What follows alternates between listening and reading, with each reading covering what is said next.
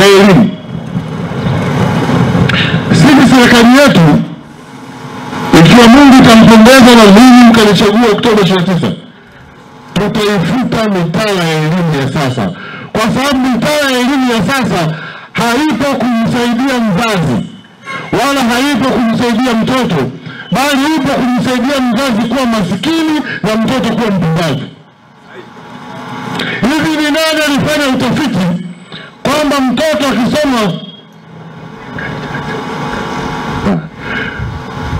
kwamba mtu akisoma la kwanza mpaka la 7 ndio anakuwa anaelewa?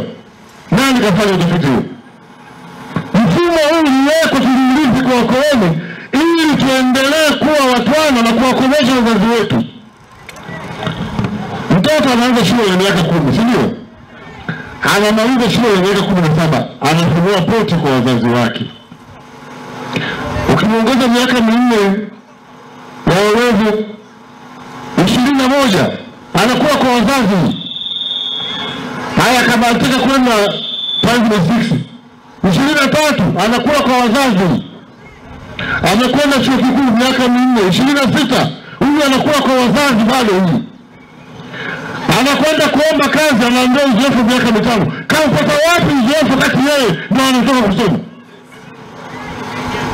Miaka 31 ndio mtoto aanze kufikiria kupata kazi. Mzee mzima anastahili kuwa na watoto na wazazi wake katika na wajukuu au na maisha yake. Sisi tumesema tutakuwa na elimu inaendana na dunia ya sasa. Mtoto ataanza mwaka mmoja stage 1. Utafiti wetu unaonyesha mwaka mmoja mtoto anaweza kusoma na kuandika. Kama walimu sio waweza visheti, walimu wenye weledi na uelewa, kwa sababu tutakuwa tumewapa mishahara mizuri, hawafikirii kukaanga ugumu, wanafikiria kufundisha. Akimaliza ile ya kwanza la 7 atasoma la kwanza mpaka la 4, anafanya mtihani. Kwa sababu ukiangalia mitaala ya sasa hakuna somo jipya mtoto akishatoka darasa la 4. Kuna kipi kipi? Ni revision tu mpaka la 7 ili mradi achelewe kuanza maisha. Kwa hiyo naona mwaka mmoja inakuwa ni ngapi? 5. Kwa sababu tuwe practice criteria kama nyinyi form 4 na watu wanafanya mtihani na faulu. Mtoto anasoma miaka 2 anafanya mtihani form 4. Ukiweka nane 5 alianza na miaka 10 na miaka mingapi? 17 kaanza form 4.